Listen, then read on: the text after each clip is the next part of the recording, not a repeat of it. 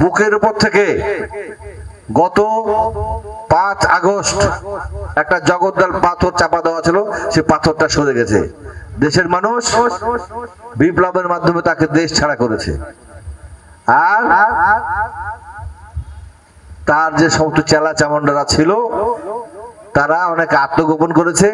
গত 5ই আগস্ট বাংলাদেশের মানুষের বুকের উপর থেকে জগদ্দল পাথর নেমে গেছে উল্লেখ করে বিএনপির জাতীয় নির্বাহী কমিটির ত্রাণ ও পুনর্বাসন বিষয়ক সহ সম্পাদক অ্যাডভোকেট শফিকুল হক মিলন বলেছেন, পতিত সরকারের অনেক দোসর বিএনপি সেজে দলের সাথে মিশে যাওয়ার চেষ্টা করছে। যারা এরই মধ্যে মিশে গেছে তাদেরকে প্রত্যাখ্যান করার আহ্বান জানান তিনি।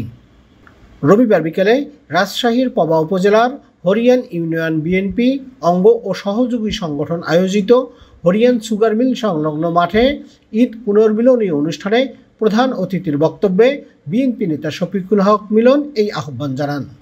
গত 5 আগস্ট একটা জগদ্দল পাথর চাপা দেওয়া ছিল, সে পাথরটা সরে গেছে।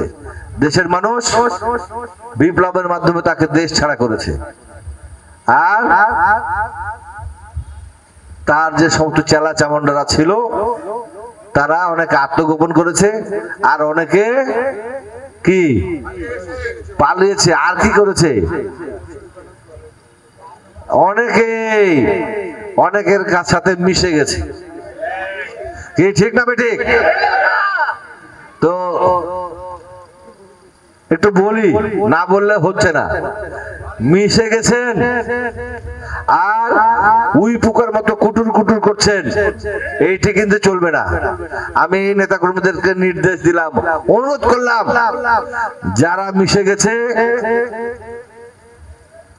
যাদের সাথে মিশেছে তাদেরকে বলার কিছু দরকার নাই। যারা মিশে গেছে তাদেরকে সময় সুযোগ হলে পাশাতে 2টা করে বাড়ি লাগায়, তখন দেখা যাবে যে কত বড় রক্ষা কবচ, কিভাবে কে কাকে রক্ষা করে, তখন দেখা যাবে।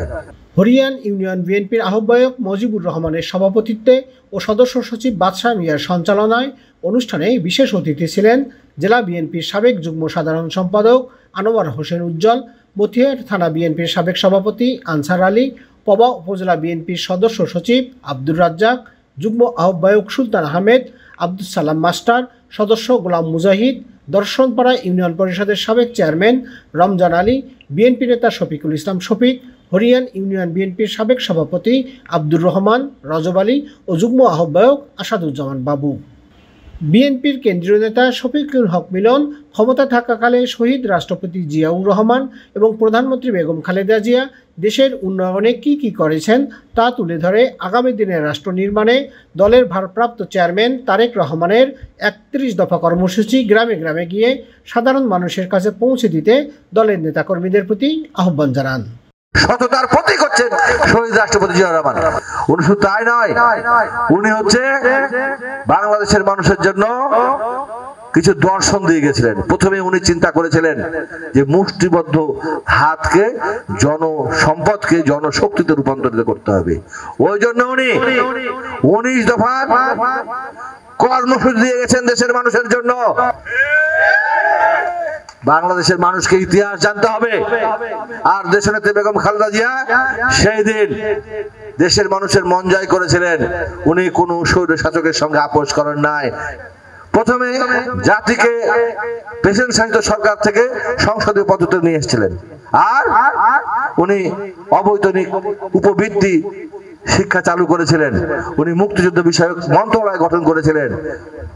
বাংলাদেশে সবচাইতে ক্রিয়েটেবল এবং একটা অত্যন্ত গ্রহণযোগ্য নির্বাচন হয়েছিল 1991 সালে। আজকে তারেক রহমানের সঙ্গে 1-to-1 সাক্ষাৎ করে আমরা মনে করি যে প্রফেসর ডক্টর মোহাম্মদ ইউনূস সাহেব অন্তর্বর্তী সরকারের প্রধান অত্যন্ত